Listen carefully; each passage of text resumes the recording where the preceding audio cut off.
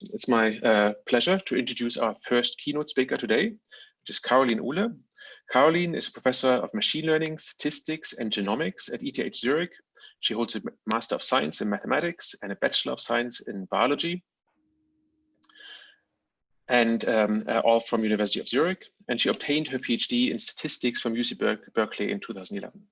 She started her independent academic career as an assistant professor at IST, Austria, before joining the MIT in 2015, first an assistant professor and then as an associate professor in the Department of Electrical Engineering and Computer Science. Last year, Caroline joined ETH Zurich.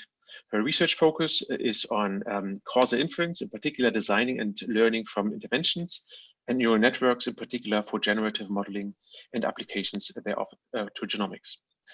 Caroline is very active in the field of data science and machine learning, and she got numerous awards, including from the US National Science Foundation, from the Humboldt Foundation, and the Austrian Science Foundation. Caroline, it's a pleasure to have you here at ETH and speaking in this meeting. I'm looking forward to listen to your talk on causality and multi-domain data integration in the light of drug repurposing for SARS-CoV2. Please. Thank you very much, Gunnar, for this really nice introduction. And thanks to all the organizers for inviting me to speak here. Yes, so as Gunnar said, so I want to start by giving an overview on the different kinds of methods that we have been developing around causality and multi-domain data integration. And then, of course, given the current situation we're all in, we looked into how to actually make use of these different kinds of methods. And we particularly looked at the problem of identifying different kinds of drugs that could be repurposed for COVID-19. And so I do want to show you how these methods can actually be applied in this context towards the end of the talk.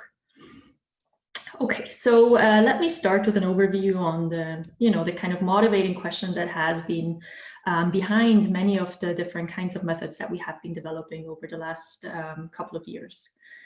So what I find particularly exciting working at this intersection between statistics, machine learning, and genomics is, all this high throughput single cell data that is becoming available. So that goes from, really amazing imaging data sets to huge sequencing data sets to, chromatin accessibility data sets to even single cell high-C data sets. And what I find particularly exciting is that, you can not only observe single cells, but you can also perturb cells, right? For example, through the development of the CRISPR-Cas system, where you can actually nowadays perform like really, really high throughput, very particular perturbations at the single cell level and see then how these cells respond to it.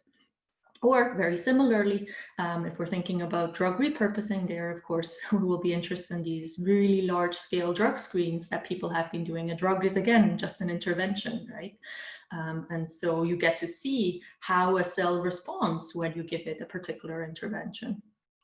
And there is one particular challenge that we have been thinking about a lot in the last years is, this problem in single cell biology that still often, or in most cases, actually getting this observation requires fixing a cell. So you have to decide, right? Very often, usually you can still not get paired measurements in the same cell. So for example, I can in general not get an image, a very high scale image of a particular cell, and at the same time also get its RNA-seq profile. You can take a whole population of cells and then you take out some for imaging and some for sequencing. But then again, you have the question of, you don't have paired measurements, right? So you would like to be able to actually match these cells or be able to predict what is the effect, how would the image look like given the RNA-seq profile and the other way around. And in fact, you have exactly the same kind of problem of integrating and translating between different data modalities or even perturbational data, right? If you think of a perturbation, be it the drug or a CRISPR-Cas, for example, a knockout, you have exactly the same problem, right? I can, once you sequence a cell, you're done. So either I can measure the expression of the cell before the intervention or after the intervention, but I don't get both.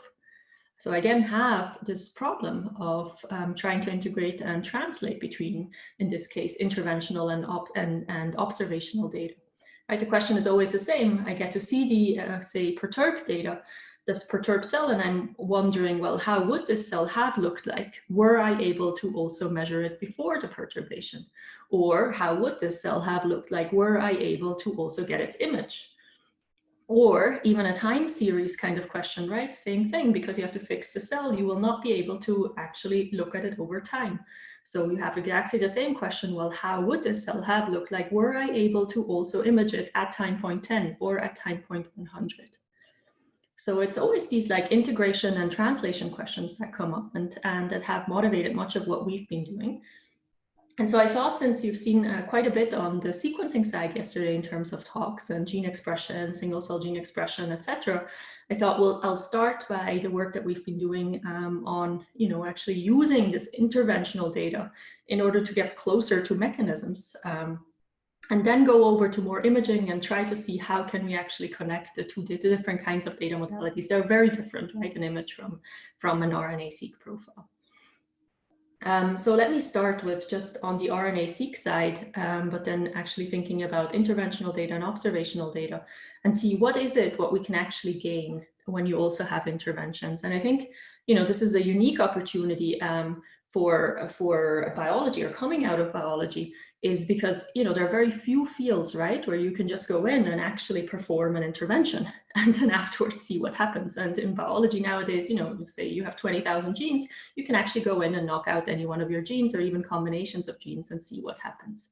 So this, I think, is a unique opportunity to actually really get closer to mechanisms, right? We can actually go and bridge this gap of going from correlations to really trying to understand the underlying causal mechanisms to be able to predict the effect of a particular intervention. And I will be later talking about drugs. This is exactly the same question, right? If I want to predict the effect of a drug, well, this is a causal question. I want to know, what does this particular intervention do?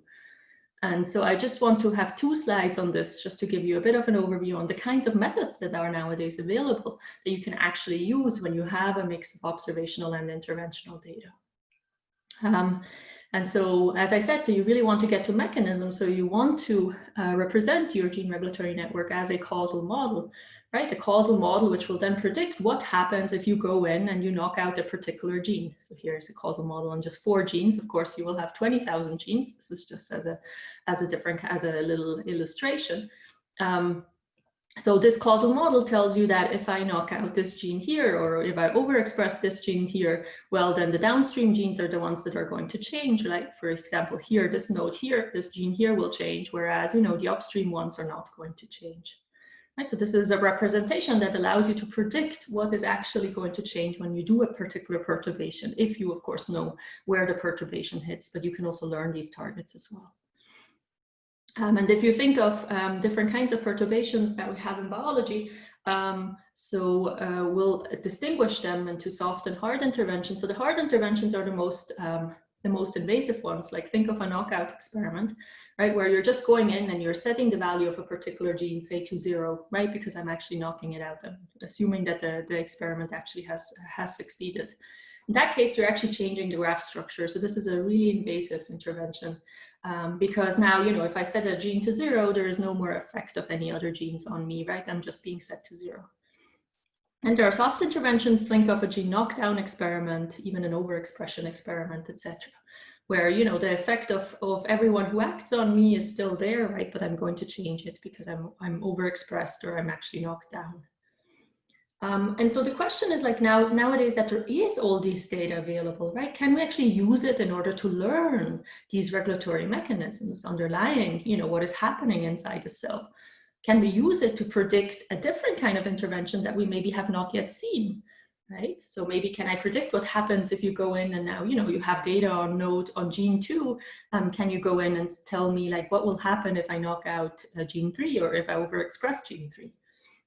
So I would like to learn this underlying causal graph, and I just want to give you an overview on, that we have now a whole package on exactly doing this. Right? We have methods for really learning from a mix of observational and interventional data, this underlying gene regulatory network.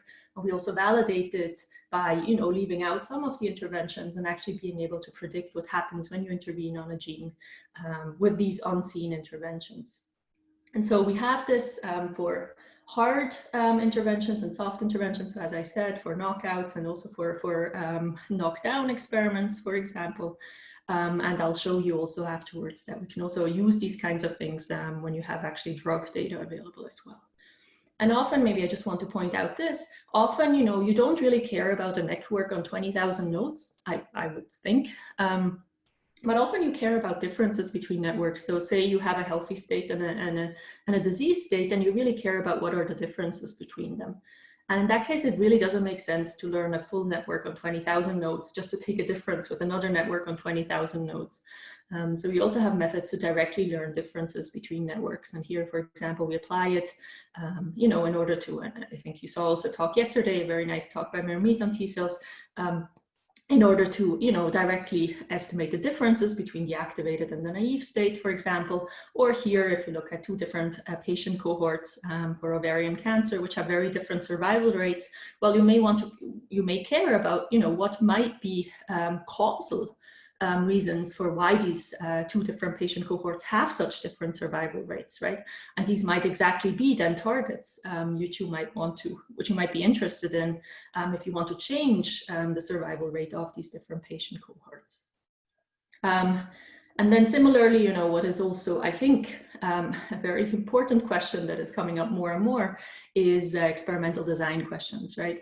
I mean, we have 20,000 genes. You probably don't want to go in and knock out every single one of the 20,000 genes, although you could, just from a budget perspective. So some of the important questions are, which ones are the best interventions to perform in order to learn the most about the underlying regulatory network? And so we also have here different kinds of strategies for actually selecting interventions. Even in the batch setting, right? I mean, usually you also have a time constraint. You might want to be able to do just 4 rounds of experiments, and you have a budget constraint, say, you know, 100,000 or something like that, 100,000 cells that you may want to sequence. And so the question is which interventions to do in order to get the most out of that. So I think here in this experimental design question, there's still a lot of open questions, but I think those are kind of the important paths forward, is actually to answer these kinds of questions. Okay, so I think we have a Python package here with a lot of different examples and illustrations, etc., where you can really just go in, and if you have such kind of data, observational and interventional data mix, that you can actually just use it. And it scales to about thousands of variables. So I think it's there where you want it to be in terms of really applying it in genomics. So that's all on the gene regulation side, gene expression side. Right, but as I mentioned, you know, what is becoming more and more important, and I think will become more and more important also in the years to come, in particular if you're thinking about personalized medicine, is more on this side over here, where you actually have imaging data, where you're looking at the mechanical state of a cell, where you're not directly seeing, you know, the genes. You don't have, like, you know, you can multiplex, but it's still difficult to multiplex all the way to actually seeing, you know, all of the different kinds of proteins, etc. Right? So you'll get some snapshot of the image, maybe with some markers in it. We like to look at the packing of the DNA, and I'll tell you a bit about why that is. We think that there is a whole lot of information in just the packing of the DNA. But then, of course, you don't get to see all these, you know, the functional state, right? The expression of all these 20,000 genes. And you can unfortunately still not do both at the same time. So we've been thinking quite a bit in terms of, like, how can we bridge this gap? So how can we go from, you know, this really nice 20,000 dimensional data that we have over here at the gene level to predicting something in the image, or the other way around, right? If I give you an image of the packing of the DNA, how can we from there predict, which doesn't tell us where every gene is and which gene is close to which other gene? How can we from there be able to predict the functional state of a cell, namely its gene expression profile? And I would like to point out the collaborators on both sides. So all of the work where you'll see imaging data, all of it is in collaboration with Shiva's lab at ETH Zurich and a PSI, and the work on the knockouts, etc., is with Aviv's lab at the Broad Institute and MIT. Okay, so let me tell you a bit about how do we actually bridge this gap. Okay, so we can still not measure the two data modalities in the same cell. So how can we answer this question of, you know, I give you an image, can you predict its gene expression profile, and the other way around? Okay, so for this, we've really come to love autoencoders, and we have a lot of work on also understanding autoencoders from a theoretical perspective. So what are autoencoders? So autoencoders are a particular neural network They consist, so they're special in that if you know neural networks, otherwise they're often used for classification. So, an image goes in and out comes a particular label. But an autoencoder is a special neural network where the input and output dimension is the same. Okay, so if an image goes in, an image comes out of the same dimension. What is special about it, this consists of these two parts known as an encoder and a decoder. So the encoder maps these images into some latent space. Often this is a lower dimensional space. I'll talk about higher dimensional spaces later. That's exactly what we've been developing. And then you map it back through this decoder back to the image space. And how these autoencoders are trained, they're trained so that the reconstruction loss is minimized. Okay, so if this particular cat goes in, what you would want to come out is basically the same cat. Okay, so what I'm minimizing is just a reconstruction loss. And so why might this be something useful to do? Well, this is useful in order to get a good latent representation in here. So as I said, usually this is lower dimensional. So if you think of PCA, that's just a linear way of going from here to a lower dimensional space back. Now this is a non-linear way of doing it. And so in the latent space, because you're trying to reconstruct the data, you're trying to keep just the important features in it. Okay, so this is a non-linear, lower dimensional representation of your data, which hopefully still has all the important features, namely in particular, all the important features I need in order to reconstruct this data over here. Okay, so that's what an autoencoder is, and we'll see that this latent space is actually very, very helpful to do data integration questions, etc. And so I'll talk a little bit about that on the next slide. Okay, I hope this autoencoder is clear. So how can you now think about doing data integration? So such an autoencoder can be used, and has been used for sequencing data, for imaging data, for all kinds of different data modalities, right? Instead of having images go in, I can have RNA-seq, single-cell RNA-seq go in. What I'm trying to do is reconstruct the single-cell RNA-seq, and I get a lower dimensional representation of the data here. So what you can do is you can actually couple these autoencoders, and let me show you how this works. So here, say I have 4 different data modalities, okay? And each one is an autoencoder here. So I'm going from the original space to the latent space back to the original space. That's this same autoencoder. So from original space to the latent space to original space. But now I'm taking another autoencoder and mapping it to the same latent space. Okay, so here I have a different autoencoder. I map it to the same latent space back to the original space. I have another autoencoder, map it to the same latent space back to the original space. Well, and now because this is a function, right? So, if I go back, I can actually take any point in here in this latent space. I can even move around in the latent space, and I can ask, well, what is the image corresponding to this point in the latent space? So this is the generative functionality of an autoencoder, which is pretty nice. So it actually generates images that you have not seen before, that you might not have seen before.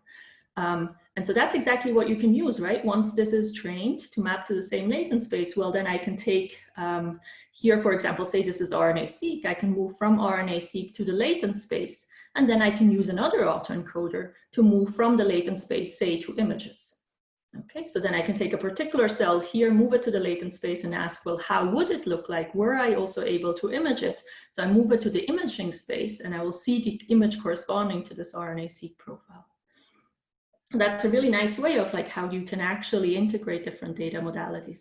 Now, the question is, of course, when does this work? Of course, you need to be able to somehow align the distributions inside the latent space, right? So if, in the latent space, I have something like a Gaussian, then of course I can align these distributions in any way and nothing useful will come out. But in general, you don't have something like a Gaussian, right? Think of, for example, if I have digits, or let's say, let's look at this example. So maybe here my different data modalities, this is of course nothing biological, but just so that it's illustrative. Say my different data modalities are black-haired females, blonde-haired females, black-haired males, blonde-haired males. So then I can use this framework to move from a black-haired female to the latent space and ask, well, how would this lady look like? Were she blonde? Okay, so I move her to the blonde ladies and I get this image here. Now note that this is a generated image, right? This is not a real image. This is a generated image of how this lady would look like. And exactly the same kind of mechanism works also for RNA-seq images, etc. What you need to make sure of is that in the latent space, you have something that you can actually match the distributions. As I said, it doesn't work if they're just Gaussian. So often, for example, you can add a discriminative loss. say you have like different subtypes that you already know they should match. For example, you have different cell types, right? So obviously you know that I have to match the images for this cell type with the RNA-seq for this cell type, and I have another cell type. And so in this way, you can already get rid of a lot of the different ambiguities that you could have otherwise for aligning the different data modalities. Or maybe you have even some matched samples, like Meromit's talk yesterday was very nice for that, right? Where she has these T-cell receptors and matches that to RNA-seq. There you actually have some matched data, right?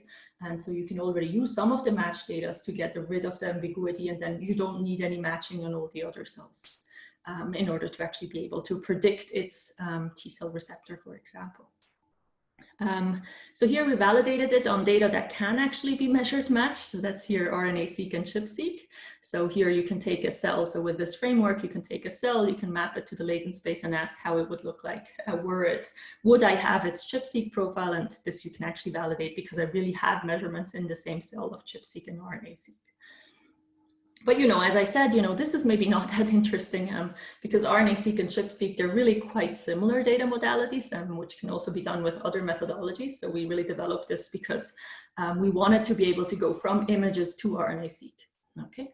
And so the interesting thing is that you can even use different kinds of autoencoders, right? For images, you usually use convolutional networks.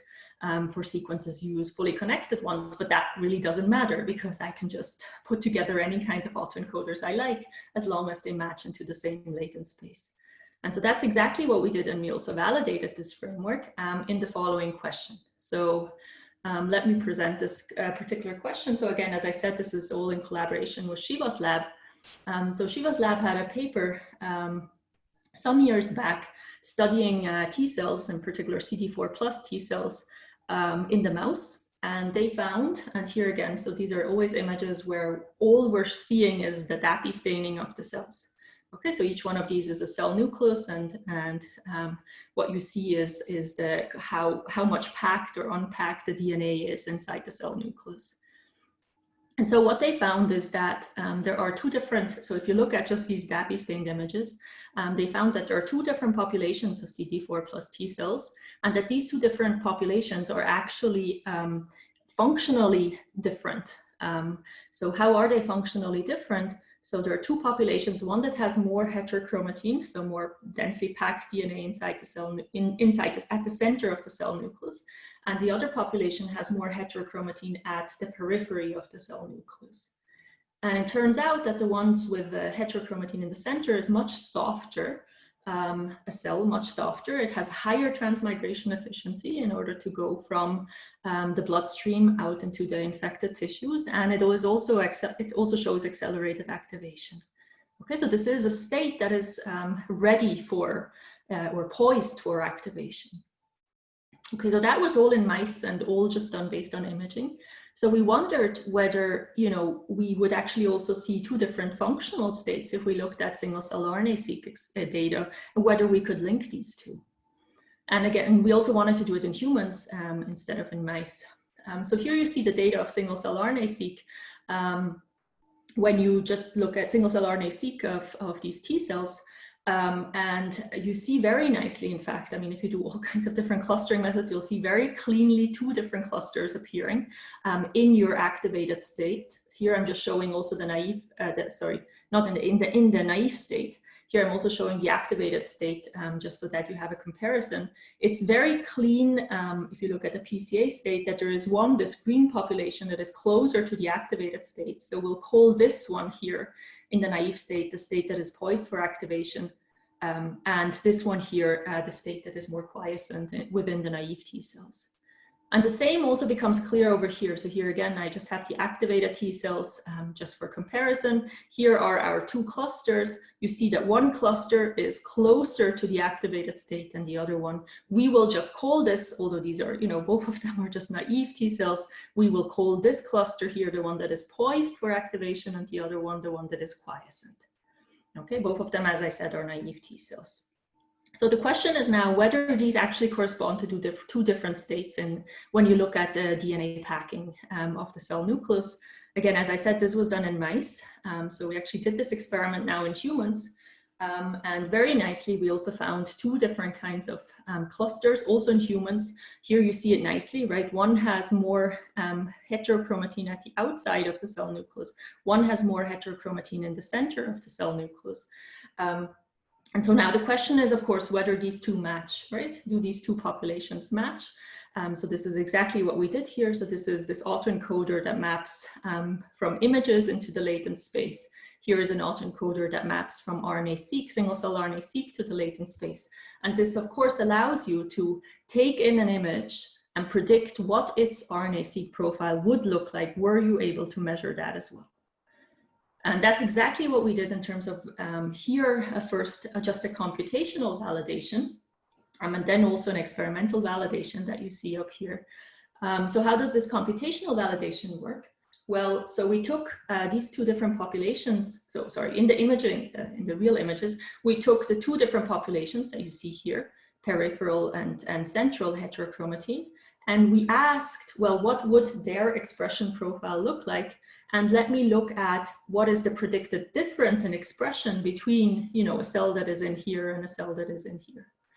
Okay, so that's what you see on this side here is the predicted difference in expression when you predict it based on the images. So based on the images, I predict the difference in expression profiles between these two different cell states. And here is the observed difference when you just look at the RNA-seq profile in the two different clusters that you get to see. And you see that they're actually pretty nicely correlated. Okay, so that's just computationally as a validation. Now, of course, experimentally, well, we cannot validate it. As I said, that you just cannot yet get, you know, the paired measurements, right, where I measure all 20,000 genes.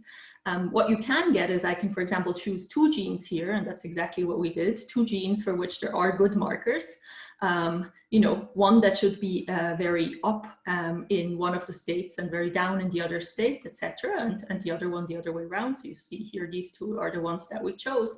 And then we went in and we actually looked at the staining of these two proteins, in this case, in the images themselves, right? And so now in the image, we can measure two proteins and the packing of the DNA together. And this allows us to validate that these two particular proteins can actually differentiate between the two different states, right? And that we are matching the two states in the right way. And that's exactly what you see here for the two populations. So that's kind of nice. I think, of course, it would be great to be able to validate this on all 20,000 genes, but that's just not possible in terms of what we can nowadays do. But I think it is a very nice kind of way of showing that, you know, first of all, that the DAPI staining contains so much information that you're actually able to predict the expression, at least, I mean, here validated it on two genes, but, you know, you actually get like a pretty nice, you can even predict the expression of all 20,000 genes, right, just from the DAPI staining. And of course, you can also go the other way around. But I think this is a nice thing. I mean, people who work with images, they were already clear before that images, even if you just look at the DNA packing, contains so much information that might actually be much richer than what you would get from single cell RNA-seq. But I think what is important is that you can actually integrate the two together. And, you know, just to show you again, and, you know, this is probably already clear now that we're able to go from single cell DAPI stained images to single cell RNA-seq. It's probably clear that it does contain a whole lot of information. In particular, you know, pathologists, this is what they usually look at, right? So here we're looking at different states of breast cancer. This is cell lines, but we also have it in tissues. It's usually easier actually to do this in tissues instead of cell lines, because then you can get in the image, you get all of the other mechanical states that you can use for the classification. But you see that it's very, very easy to distinguish different cell lines or different states based on just these DAPI stained images. Now, of course, you can tell me like, well, yes, and this is also what pathologists use. They usually use the shape of the cell nucleus and the size of it very much.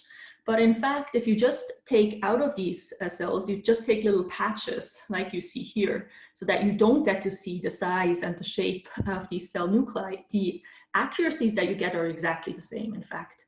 So really, you can even forget about shape. All you need is just how is the DNA packed inside the cell nucleus. And here what I'm showing you is that even such a small signal like TNF alpha, right? On normal cells, just a small signal like TNF alpha, you can actually very, very easily distinguish between the ones that got the signal and the ones that didn't, just based on these little patches. Okay, so the packing of the DNA really contains huge amounts of information that you will want to use.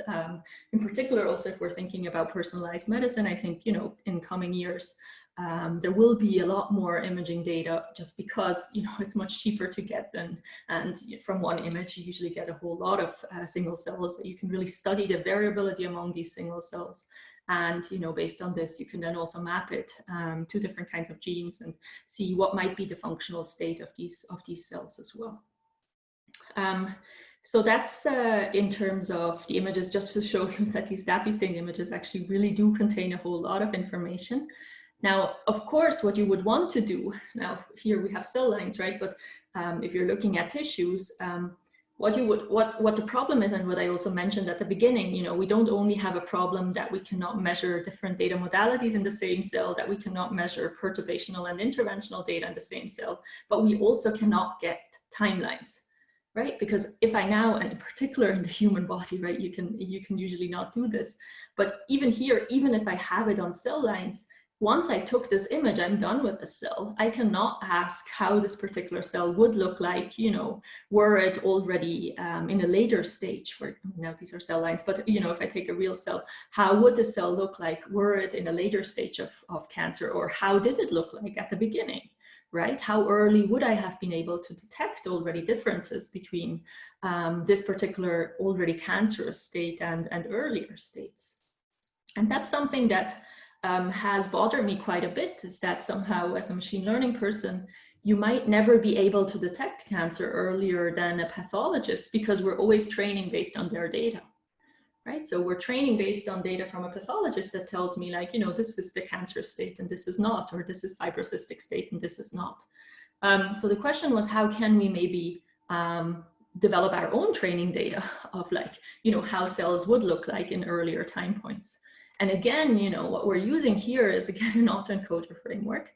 So let me explain how this works. Again, here I'm doing it on cell lines. We have it in tissues inside in this paper here that just appeared in PLOS Comp Bio. So here I'm doing it just on cell lines. Say we have these 4 different states, again, in the breast. So this is, we have normal cells, and we already have fibrocystic ones, and cancerous ones, and the state that is already metastatic. And so now I would like to ask, well, how early would I have been able to detect cancer, right? So a pathologist can tell me, like, okay, so here it is already fibrocystic, but, like, can I go earlier than this, right? So it's easy for me, as I showed you before, well, I can build a classifier, you know, and it's very easy to detect fibrocystic versus normal. Well, but maybe I can do it earlier. So how would you do that, right? Well, so, you know, in statistics, there is this framework of taking a distribution and mapping it to another distribution using optimal transport. So what you would want to do is, you know, take the fibrocystic state and map it to the normal state and see really the trajectories of single cells. Although you cannot, you know, experimentally do this, right? But I can at least computationally build these lineage traces of saying, well, how would this cell have looked like at an earlier time point? And then see, you know, of course, if I map it all the way back to normal, I'm not able to tell the differences between the fibrocystic ones and the normal ones. But maybe sometime in between, right, quite early on, I actually already get to see differences between the different states, namely the ones that remain normal and the ones that will become cancerous later on. And so in this way, what I really want to do is actually find biomarkers that not only distinguish between fibrocystic and normal, but distinguish much, much, much earlier on, right? So that I can actually perform cancer detection at a very early state. And so that's exactly what we did. Now, the problem with optimal transport, right, how do you move a distribution to another distribution, is that you, well, you need a cost function, you know, and the problem with pixels is that, or with images is that, you know, if I take this pixel here, well, this particular pixel doesn't really mean anything in this particular image here, right? Because the cell can be shifted, etc. It can be rotated. And so you need to first come up with a coordinate system, and that's exactly what an autoencoder does, Okay, so we map all of our images into this latent space. Now here we do this optimal transport, right, of going backwards or forwards in time, whatever you want to do. So here we go. And in this way, you can predict, right? You can now use this optimal transport, map it back to the original image space and say, hey, here is a metastatic cell. Well, how would this cell have looked like were it in an earlier time point? So this is a real image, right? Then I map it into the latent space. I move it back using optimal transport. And all of these images that you see here are not real. They're all generated using the autoencoder, telling us how the cell would have looked like in earlier time points. And based on this, now I can, of course, go in and look at biomarkers of, you know, what are the real, these features that could tell me very early on whether a cell is on this path or not. So that's exactly what we did in here. And we also did it in particular tissues. So I think autoencoders are super, super helpful. And in particular, this latent space, right? The latent space is where you can actually interpret, where you can get biomarkers from, because I can move around. I can do like little perturbations in it and see what does this correspond to in the image. So you can use it for integration. You can use it for moving around between different cell states. You can use it for actually figuring out different kinds of biomarkers. So with that, so I hope I was able to give you an overview on, you know, how we move between different data modalities, perturbation and interventional perturbation data, and also observational data, and how we take this all the way to different kinds of diseases. And now I think I have about 10 minutes to just show you how we actually apply these kinds of methods in the context of SARS-CoV2. And so that's where I want to go, just to show you now in the end how this all works out in that context. And of course, I mean, I already kind of mentioned, right? What do we want to do? Well, we want to identify drugs. Given the urgency, we're going to look at drug repurposing. Now, of course, drugs have different effects on different tissues. If you want to predict the effect of a drug on a particular tissue, well, that's again a causal question, right? Because a drug is an intervention. It's maybe slightly different than a knockout intervention because it has many targets usually, but it is just the same question of trying to predict the effect of an intervention. And again, of course, you have this huge data integration question of, we have these large-scale drug screens, and this is what we're going to make use of very much, where, you know, thousands of drugs are tested on hundreds of different cell types, but you now care about one particular cell type, right? Or a couple of different cell types. You want to predict the effect of these drugs on these cell types, which are usually not measured in these particular drug screens. So the question is, how do you do this? You also have a lot of data on drug targets, their affinity. You have gene expression data, and in particular now for SARS-CoV2 infection, we do have gene expression data, and you have all these protein-protein interaction networks that you would like to make use of. Okay, now, as you see here, what we don't have, still very little data available, is images. But however, our hypothesis, in fact, still comes from this mechanical land, from this land that you could measure based on images. And let me just tell you a bit about the hypothesis that has driven, you know, to tell us like which data sets should we actually select in order to better understand or better find drugs that could be repurposed for COVID-19. And so I think I don't have to tell you that there is a huge age-dependent difference in SARS-CoV2 pathogenicity. And, you know, the prevalent hypothesis is the one of the immune system becoming older, right? Now, what we proposed in this Nature Reviews article, which just came out, is that maybe, I mean, this is probably an important contribution, you know, this aging of the immune system, but possibly there are also other contributors, and we think one important contributor is exactly has to do with the mechanical state of cells. So what is very well known is that the lung tissue stiffens with aging. Okay, this is due to dysfunctioning fibroblasts that increase matrix deposition, etc. What is also well known is, and these are the epithelial cells, the first cells that get infected by the virus, is that when the lung tissue stiffens, well, these epithelial cells, they actually change their state. Okay, they sense this mechanical state underneath them and they change their state, they become more mesenchymal-like.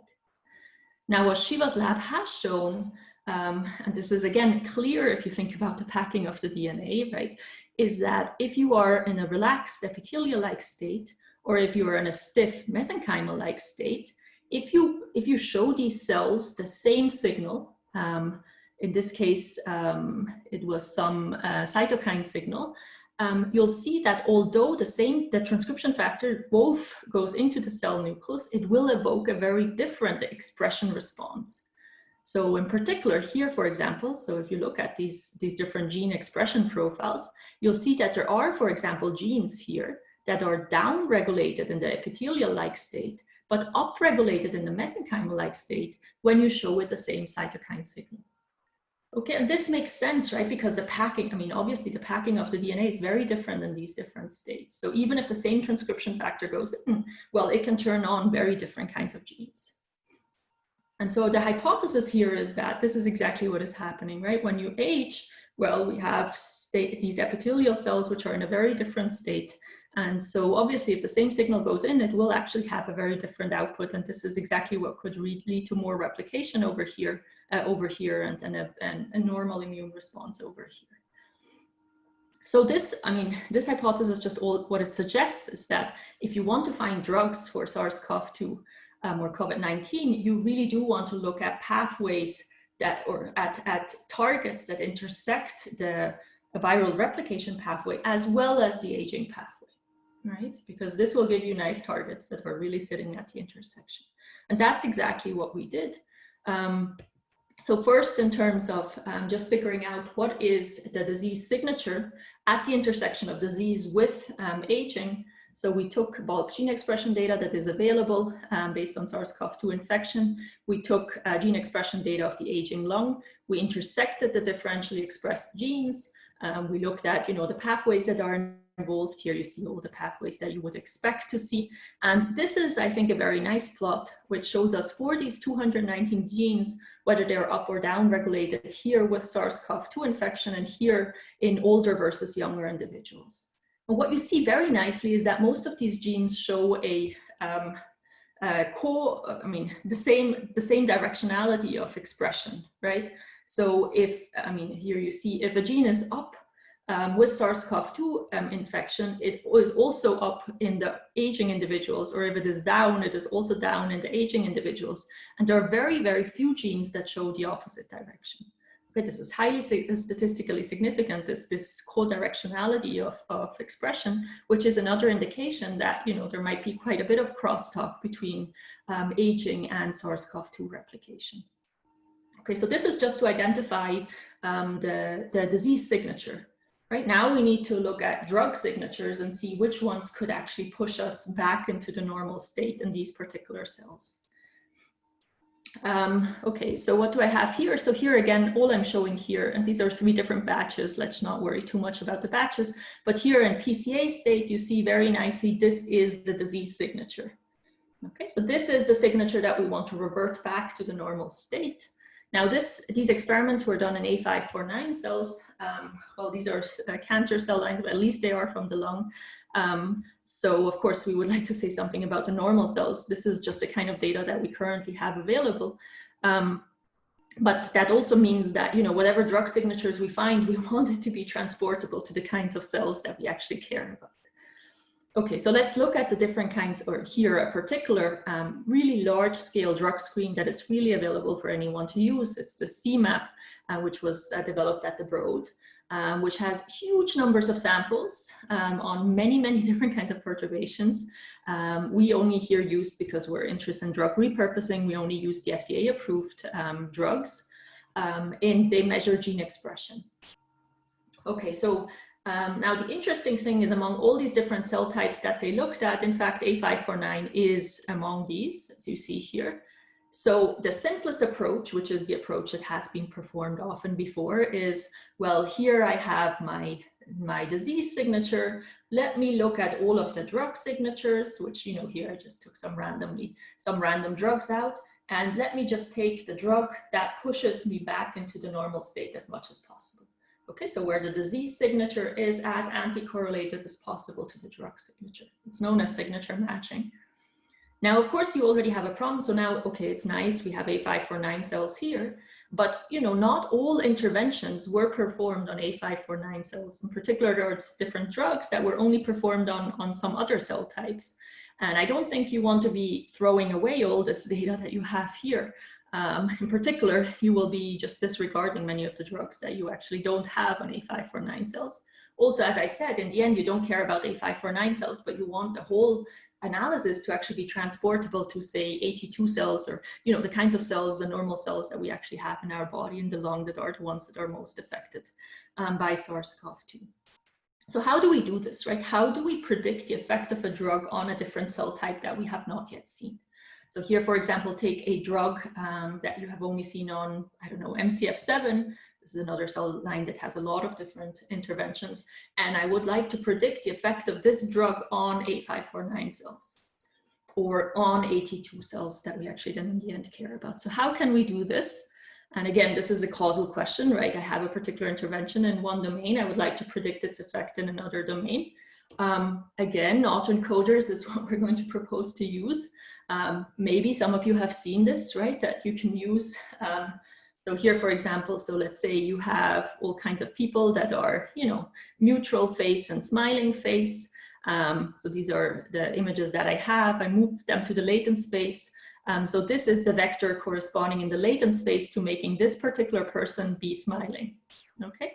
So now you take another person you maybe just only have the neutral face, and you want to predict, how does this person look like when the person smiles? Well, I moved this person to the latent space, and now I just take this vector, which corresponds to making a person smile, and I move it up here, and now I look at the generated image corresponding to this point here. And in this case, it works out nicely. And in fact, this is used a whole lot for style transfer for images. And so, of course, this idea suggests that maybe we can do something similar, right? I have a particular cell type. I know what the drug does in this particular cell type. Well, I have some data of the normal state of another cell type, and I want to predict, what does this drug do on this cell type? So let me just move over this effect and try to predict what actually then happens. Now, of course, this only works if these two vectors are aligned, right? So let's at least test that these two vectors are aligned. So let me take, since here we have a whole lot of data where we actually do have some drugs that were applied in cell type 1 and in cell type 2, I can really look at the correlation of the drug effects in the latent space. And okay, so now, as I said, we're not using these standardly used autoencoders with a lower dimensional representation. We show in this paper, and we have other papers, that one should actually use a higher dimensional representation in this latent space. And if you do that, you'll actually get very nice alignment between the different drug signatures. So what I'm showing here, and better alignment than if you would just do it in the original space. So what I'm showing here is I'm taking two different cell types or cell lines. I'm taking these A549 cells and MCF7 cells. I'm looking at all the drugs that were measured in both of them, okay? And I'm looking in the latent space, I'm looking at how correlated are these vectors versus how correlated were they when I would just do this in the standard expression space without the autoencoder at all. Okay, so you see correlations are between -1 and 1, right? So in the original space, these numbers are between -1 and 1. And I'm mapping these correlations to what I would get in this latent space with an overparameterized autoencoder. And what you see is that these correlations are really pushed towards 1 and -1, right? Meaning that in the latent space, they're aligning much, much better than in the original space. And in fact, we also show in this paper that they align much better than if you use the standardly used autoencoders with a lower dimensional representation here. In fact, they align about as well as if you would just use PCA with 2 components. But of course, PCA would basically, it achieves good alignments by just throwing out all of the data, right? It doesn't really allow you to reconstruct anything anymore. And this is just to show that even if you look at the whole data set, this is still holding. You really get very good alignment, not just for 2 different cell types, but actually for all of the different data that you have in here. So this is nice, right? Because this now allows us to actually integrate all of the data that we have, even the different kinds of interventions that were not performed on A549, or then afterwards to also, translate the different kinds of insights that we gain here to the kinds of cell types that we actually care about. And so in this line, with using this kind of approach, we were able to figure out what are the drugs that push the vector, the signature of the disease the most back in time. Backwards again. Okay, so I need to stop. Most back. And now, unfortunately, this gives you a list of about you know, within like very small differences in correlation between 0.88 and 0.86, we still have about 300 drugs that are very, very, very close. So this approach is really good to just get rid of a whole lot of drugs that you shouldn't care about. Now we need to have a more specific analysis of these drugs that are very close in terms of, you know, really pushing back the disease back to the normal state. And how do we do this? Well, now we can use the causal analysis. Let me just go very briefly through this. So we have all kinds of other data, right? For example, protein-protein interaction data. Well, now we have a list of drugs. We have all of our genes that are differentially expressed between SARS-CoV2 and aging, right? The genes that we actually care about. Well, let's just look at which drugs actually have an effect on the subnetwork given by these particular genes, right? Because what you want is a drug that can push these particular genes back to the normal state. So it should hopefully intersect all the pathways of these particular genes. So this is an approach that many people have used before, right? So how do you remove a subnetwork of the genes that you care about? You can, for example, take a minimum weight subnetwork, which is known as a Steiner tree. So that's the network that we show over here. So this is just a network. You see all of the blue and red nodes here. This is just a network that connects all of these 219 differentially expressed genes, so the subnetwork that we actually care about. And we're just looking at which ones of these 300 drugs that we have so far actually intersect with this particular subnetwork here. And that's what I'm showing here, so I'm going quite fast. But, you know, this kind of analysis, I mean, we didn't expect something this clean to happen. This is super nice when it happens in biology. So we're just really looking at all of the drugs, intersecting it with the subnetwork. And what you see is that, you know, if you look at all of these drugs, they're basically all the same. They're all tyrosine kinase inhibitors. Also, if you look at the drug targets, apart from, you know, these 3 different exceptions here, you get all drug targets that are serine threonine protein kinases or receptor tyrosine kinases. If you don't take aging into account, you still get these, but you get all kinds of other drugs as well. Okay, so this is very nice in terms of that, you know, using aging is really a super powerful filter in order to get this very clean list that we actually obtain here. Now you want to also say something about how do these drugs work in terms of mechanism. So that's exactly where we applied our causal framework, right? We do have single cell data, so we can ask, well, you know, in the protein-protein interaction network, that's an undirected graph. That really doesn't tell you whether a drug is a good or a target is a good target or not, right? Because if everything points in, well, then this drug has no effect on the surrounding genes, which it might want to actually change its expression. Whereas, you know, you want to find the drug, or you want to use drug targets where the causal effects are pointing out, right? If these are the differentially expressed genes in aging and SARS-CoV2, well, you want to change their expression back to the normal state. So you really prefer targets that look like this. And so if you learn these causal graphs, what we found is that, you know, among all of these targets that we have here, RIPK1 is the one that is most upstream. We repeated this analysis, not just in A549 cells, but also in the cells that we actually care about. In AT2 cells, you get exactly the same output. RIPK1 is again at the top. And if you remove aging, and this I think is very nice, RIPK1 becomes peripheral. And this is something that we haven't used in the analysis, but which is very nice, is there is this Nature paper that just came out, which looks at all human proteins that bind to SARS-CoV2 proteins. That's about 300 proteins that they find. In fact, RIPK1 is one of them, so it can directly bind to SARS-CoV2 proteins. And just to end, you know, what is RIPK1? I think it's, as I said, it's a kinase, right? I think it's a super interesting kinase. It actually has 2 different domains. And these 2 domains, if they get activated, they have very different outputs. One leads to survival pathways being upregulated and immune response.